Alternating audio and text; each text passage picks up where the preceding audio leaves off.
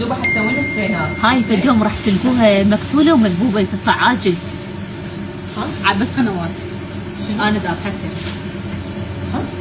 ها؟ لا هذاك شيء متبع. اوكي.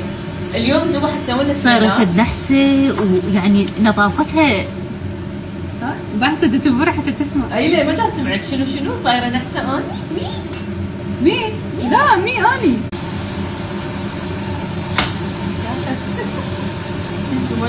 شوفوا هسه لما تطبخ قالوا ما انا اليوم غدانا سبينات فبصل اخضر هذا هاي هون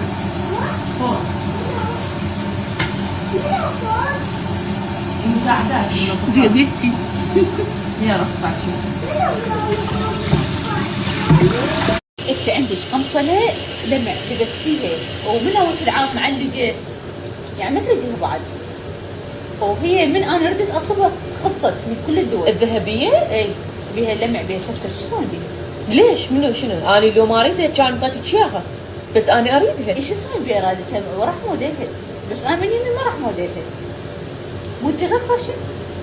انا فاشل؟ لا العام لبستها اتذكر يصير لا خلص اخذيها بعد ما لبستها لبستها والله قميص ابيض جوا اي وسديت الياخه ولبستها هي عليها وجنس بس هي ترى هو كل شيء انا تنوره جلد بالضبط. لا مو تنوره جلد قماش اي عندك قماش وتوب جوا ابيض ضيق وهاي عليها هم يطلع حلو او حتى ذا قميص يرمد زين فدا يطول.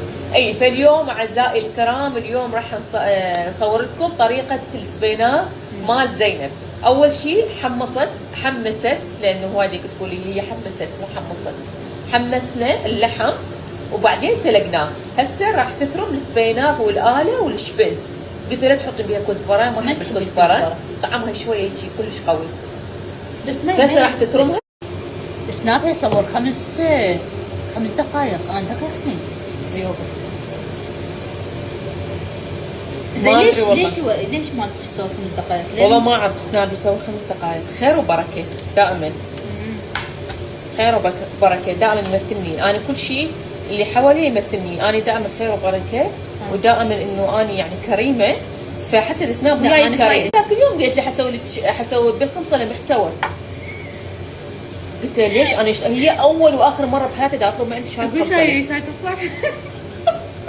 والله قالت لي لا شنو بس انت تفضحيني من انا اطلب من عندك الا فضحش لين طلبتي من عندي هاي القمصله. لا خطيش طالبه اول مره. ايش مدريني؟ كلها انا اعطيني شنو طالبون؟